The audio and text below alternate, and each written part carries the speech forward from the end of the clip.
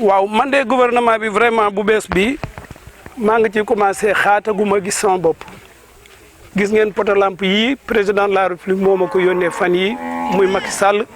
ne moo ñu ko dimbalee ci daara ji ñun nag dañ fay amoon handicap fii ci département Mbour muy Omar Youm wax naa ko fii daaw jéeg ci conférence bi moom daal moo fiir ci Macky Sall ba nanguwul Macky kenn jege ko mbaa mu dimbali kenn ci département bi tooñoon na ma fi tooñ yoo xam ni mënu ma ko ñàkk a wax bi mu fi ñëwee ma tàllal Macky loxo bëgg a jàppalanteeg moom loola moom moo ko gàllankoor moo Omar Youm moo tax booba léegi ma bank samay loxo fan yi nag damaa jot ndigal ci sama wëllëre sama sëriñ muy sëñ Abdoulaye Mbacké mu ne ma daal lu ma dimbali président dana ko neex kon bu fekkee président yónnee ma teraanga ju toll nii sama sëriñ deertuma ni naa ko dimbali loolu wax dëgg yàlla day yomb maa leen ko dégtal nii ngeen dégtal ko àddina bi sëriñ Abdoulaye Mbacké ambassadeur Sénégal ca Koweït sëñ Abdoulaye mu sëñ Fallou. kon dafa mel ni da ngaa kontaan ci li ñu wàccee. Omar Youm dama cee bëgg lool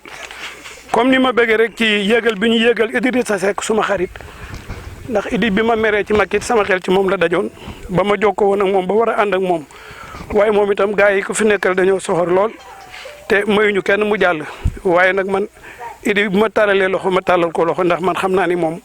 nit ku baax la.